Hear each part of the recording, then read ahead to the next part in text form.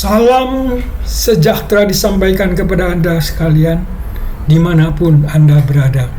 Kiranya Anda semua berada dalam keadaan sehat dan senantiasa berada dalam pemeliharaan Tuhan. Renungan kali ini mengangkat tema penolakan dan penerimaan. Bacaan terambil dari Lukas 19 ayat 1 sampai dengan 10. Saudara-saudara yang kekasih dalam Kristus, di Indonesia pernah ada kasus Saipul Jamil, seorang penyanyi dangdut yang terjerat kasus pelecehan seksual. Setelah dibebaskan dari penjara, masyarakat beramai-ramai memboikot penampilannya di televisi karena dianggap dapat melukai keluarga korban. Boikot massal yang merupakan bentuk penolakan ini seringkali dipicu oleh ketidakpuasan masyarakat terhadap suatu tindakan atau pernyataan yang dianggap tidak etis atau tidak sesuai dengan nilai-nilai yang dianut. Dalam budaya online sekarang, bisa juga terjadi penolakan karena penampilan fisik. Ini disebut body shaming. Tindakan ini adalah mempermalukan dan menolak karena penampilan fisik. Contohnya, pengguna media sosial sering meninggalkan komentar yang menyakitkan pada foto atau postingan seseorang, mengkritik ukuran tubuh, mengkritik bentuk, berat badan, atau fitur fisik lainnya. Misalnya, seseorang mungkin menerima komentar seperti, "Kamu terlalu gemuk untuk memakai pakaian itu," atau "Kamu terlalu kurus, makan lebih banyak." Body shaming online adalah masalah serius yang dapat berdampak negatif pada kesehatan mental dan emosional seseorang. Dalam bacaan Injil kali ini kita temui juga Sakeus yang ditolak oleh masyarakat Yahudi pada zamannya. Ia ditolak bukan karena badannya pendek, bukan juga karena masalah pelecehan seksual, tetapi karena profesi pekerjaan yang digelutinya. Ia berprofesi sebagai pemungut cukai atau pemungut pajak. Ia mendapat mandat dari pemerintah Romawi, pemerintah penjajah, untuk memungut pajak, dan bagian tertentu harus diserahkan kepada pemerintah penjajah Romawi, dan selebihnya dapat ia kantongi. Oleh karena alasan tadi, maka Sakeus dicap sebagai antek penjajah Romawi yang dibenci. Masyarakat agama Yahudi dalam konteks hukum Taurat memandang Sakeus sebagai pendosa dan najis. Secara kejiwaan, Sakeus yang merasa dibenci kemungkinan besar akan mengalami rendah diri karena ia direndahkan oleh penolakan masyarakat, dan lebih jauh menyebabkan Sakeus merasa terisolasi, dan ini memicu kecemasan sosial dan depresi. Oleh karena itu, sebagai upaya mempertahankan identitas diri, ia mengumpulkan kekayaan sekalipun dengan cara korupsi. Pertanyaan sekarang, apakah ada di antara kita para pendengar yang mengalami penolakan dengan berbagai alasan yang berbeda? Penolakan menimbulkan perasaan tidak nyaman. Di dalamnya akan dialami perasaan terisolasi dan kesepian yang mendalam, harga diri dan kepercayaan diri yang rendah, kecemasan sosial, dan kesulitan membangun hubungan, depresi dan perasaan tidak berharga, perilaku defensif atau menarik diri dari interaksi sosial. Kalau itu yang Anda alami, tentu Anda juga perlu menyadari, tentu ada mencari penyelesaian, mencari jalan keluar. Ikuti lebih lanjut bagaimana Sakeus mendapatkan pertolongan. Injil Lukas 19 memaparkan kisah lanjutan yang menggembirakan. Sakeus dalam depresi karena diisolasi dan dicap sebagai pendosa, dicap sebagai najis, dipertemukan dengan Yesus. Dalam perjumpaan ini, Tuhan Yesus di tengah kerumunan orang banyak memanggil nama Sakeus. Padahal Mereka sebelumnya belum pernah berjumpa antar pribadi. Panggilan nama yang sangat personal ini menjadi semacam pengakuan eksistensial akan keberadaan Sakyus sebagai manusia yang berharga di mata Yesus. Yesus tidak menghakimi seperti masyarakat pada waktu itu. Yesus dalam kasih-Nya menerima Sakyus sebagai pendosa yang perlu ditransformasi menjadi manusia baru. Untuk mengkonfirmasi itu, Yesus pun berkata akan mampir di rumah Sakyus. Kiranya Anda yang diisolasi, Anda yang dikucilkan oleh lingkungan Anda karena berbagai sebab, setelah mendengar kisah ini, Anda juga mau percaya bahwa Yesus yang menerima Sakyus, Dia adalah Tuhan yang hidup sampai saat ini. Melalui pemberitaan ini, Yesus hadir dalam ruang hidup Anda. Yesus pun mau menerima Anda di dalam kasih-Nya. Yesus tidak ikut-ikutan mengisolasi. Yesus tidak ikut-ikutan mengucilkan Anda. Yesus membuka hati dan tangannya lebar-lebar. Dia mau memeluk Anda di dalam kasih-Nya. Dalam kasih-Nya Ia mau mengampuni segala dosa, mau mengampuni segala dosa apapun dan masa lalu Anda. Ia mau menjadikan Anda manusia yang baru. Penerimaan Yesus terhadap Anda mau memberi harga diri yang baru, mau memberi identitas yang baru kepada Anda. Maukah Anda datang kepada Yesus seperti Sakyus yang telah menemui Yesus dalam iman percaya dan menerima hidup baru? Karena penerimaan Yesus, maka Sakyus mengalami euforia atau mengalami sukacita besar. Di sini sukacita tadi merupakan pelepasan emosional yang tadinya tertekan, sekarang mengalami pembebasan dan memberi sukacita besar. Patut segera dicatat di sini bahwa Sakyus bukan saja emosi sukacita yang dialami, tetapi dia juga menampakkan perubahan perilaku, tindakan altruistik, tindakan yang berbuat baik dengan membuat suatu keputusan untuk memberikan setengah hartanya, menunjukkan pergeseran nilai dan prioritas, kemudian keinginan untuk mengembalikan 4 kali lipat kepada orang-orang yang diperasnya, menandakan upaya rekonsiliasi dengan masyarakat. Dalam diri Sakyus terjadi apa yang disebut pemrograman ulang kognitif. Di sini pola pikir Sakyus bergeser dari self-serving, melayani diri sendiri, ke altruistik, yaitu tindakan kebaikan untuk masyarakat.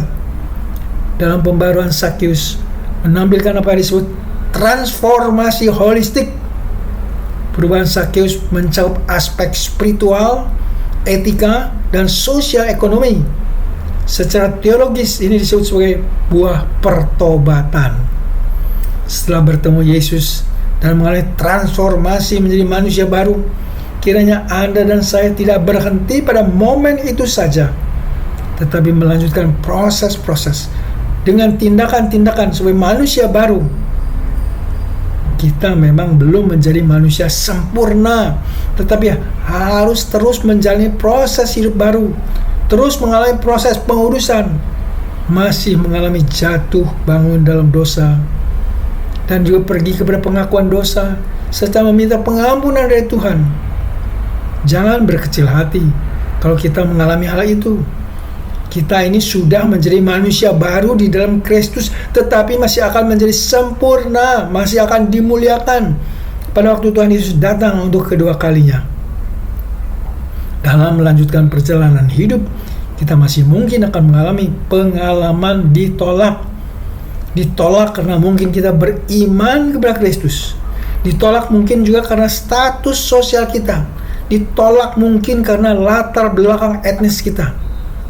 Atau mungkin juga karena tutur kata yang tidak berkenan kepada orang lain. Biarlah ini menjadi penghiburan kita bahwa Yesus ada di pihak kita. Yesus ada di pihak Anda dan saya. Dia berkata kepada Anda, engkau milikku yang berharga. Dia bukan saja sekali mentransformasi kita, tetapi setiap hari Ia akan mereformasi atau memperbaharui diri kita. Dia terus akan meyakinkan bahwa Anda dan saya dikasihinya. Kasihnya tidak berubah, kasihnya tidak luntur, kasihnya tidak pudar. Berjalanlah bersama Yesus setiap hari dan bersukacitalah senantiasa di dalam Yesus. Amin. Mari kita berdoa. Allah Bapa, terima kasih untuk penerimaan kami sebagai manusia yang berharga. Dan Engkau telah mengutus Tuhan Yesus menjadi juru selamat kami, seperti Engkau telah menyelamatkan Sakyus. Bapa yang baik, dalam kesempatan ini hamba-Mu mau berdoa untuk para pendengar yang sedang sakit dalam pencobaan. Bila belas kasihan-Mu dan memberi kesembuhan kepada yang sakit dan kemenangan bagi mereka yang dalam pencobaan. Bapa yang berkasih, dengar dan kabulkan doa ini yang kami naikkan dan panjatkan hanya dalam nama Tuhan kami Yesus Kristus, Tuhan Juru Selamat kami yang hidup. Amin.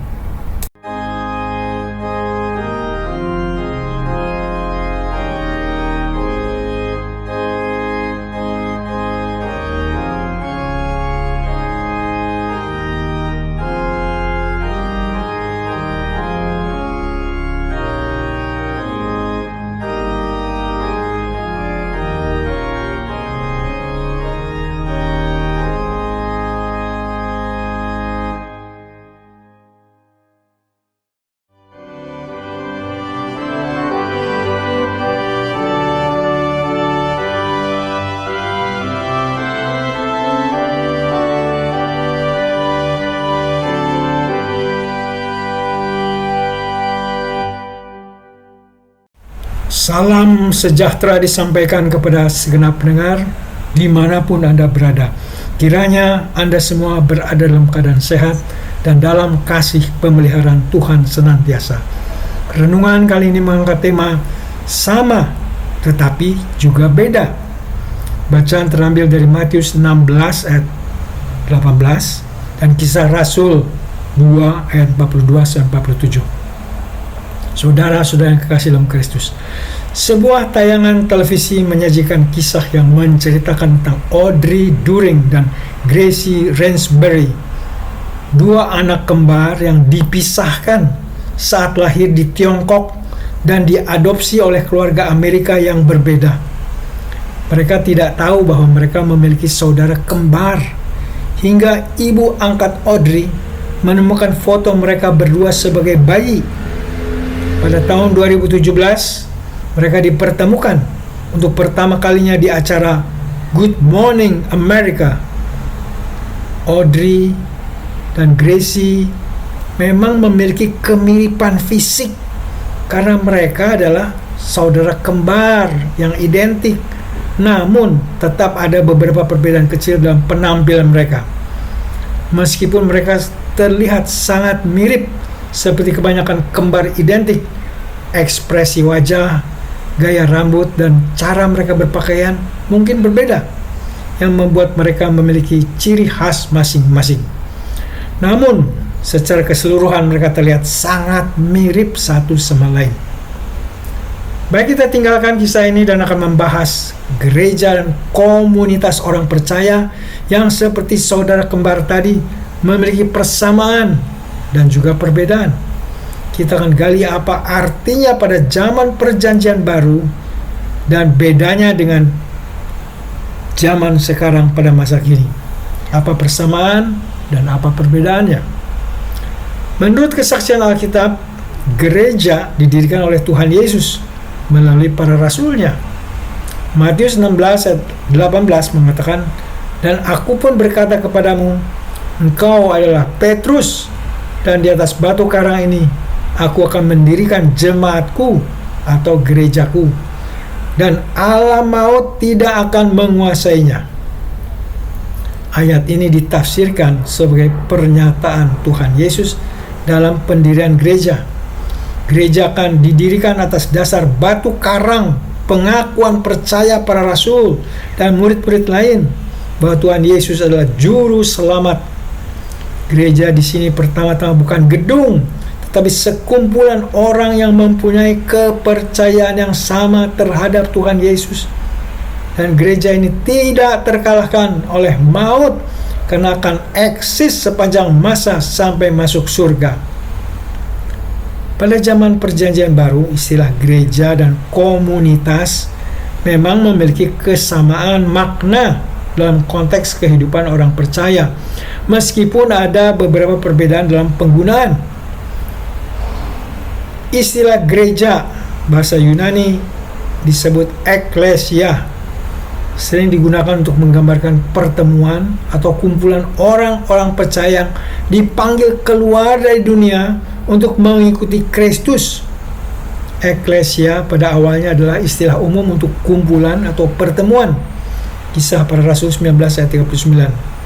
Tetapi dalam Perjanjian Baru, ini memperoleh arti khusus sebagai persekutuan umat Allah yang berkumpul dalam iman kepada Kristus.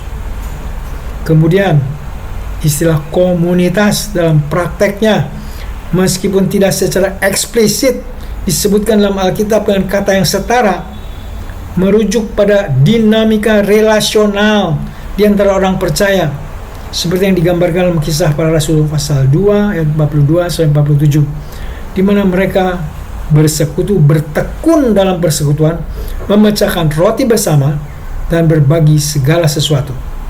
Ini menggambarkan kehidupan orang percaya sebagai komunitas yang erat.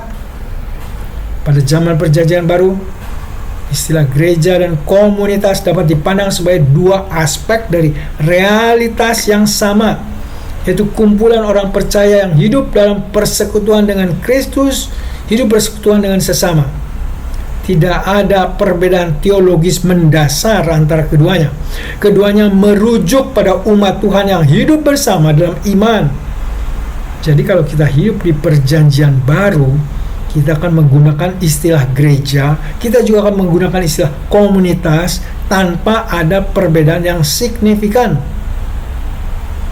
Pada masa kini, penggunaan istilah gereja adalah warisan masa lalu.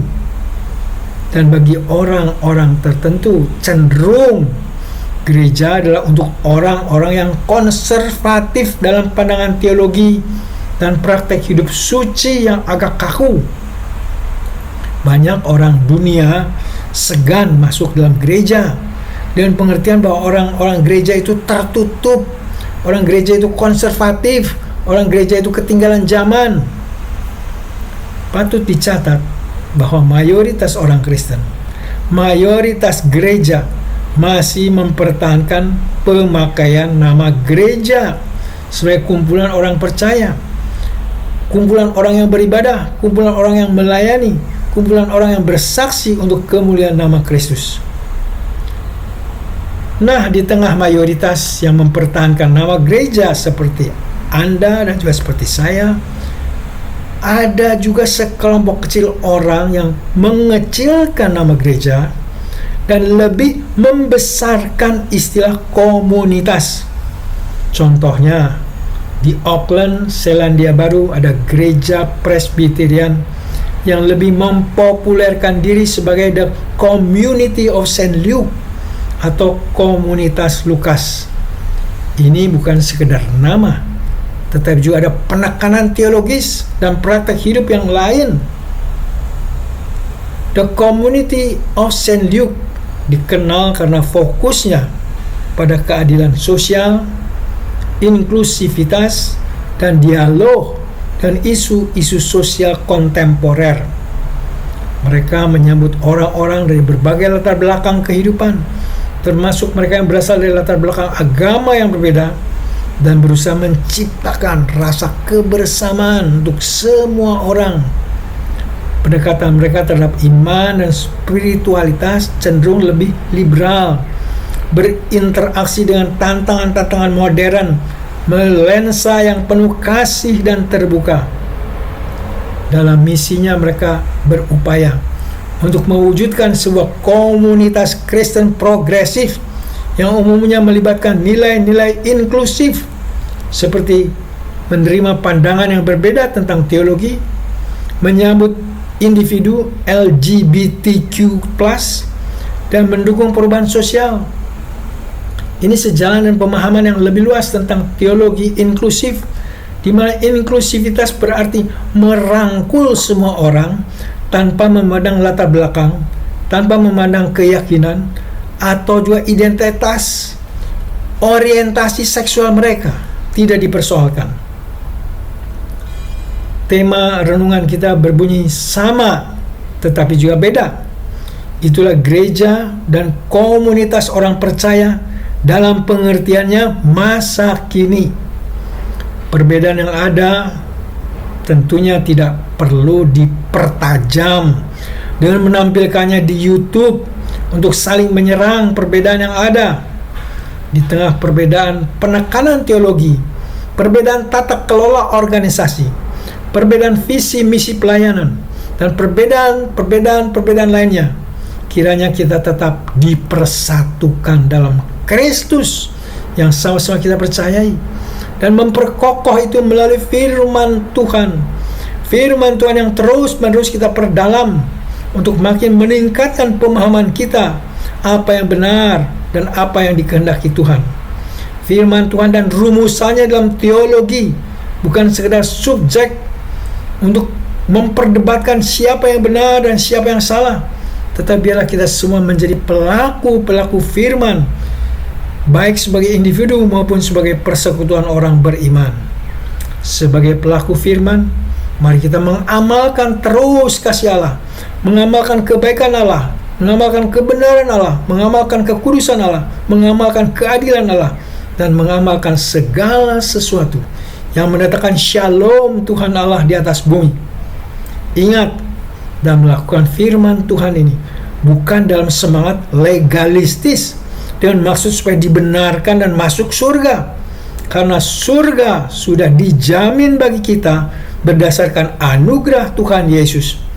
Bila kita semua melakukan firman Tuhan dalam jiwa dan semangat mengasihi Kristus yang lebih dahulu telah mengasihi kita, dalam meneruskan perjalanan kita sebagai gereja atau sebagai komunitas orang percaya, bila kita semua tidak kehilangan orientasi ke masa depan, yaitu kepada kedatangan Tuhan Yesus kedua kali yang akan membawa langit baru, bumi baru, dan Yerusalem baru.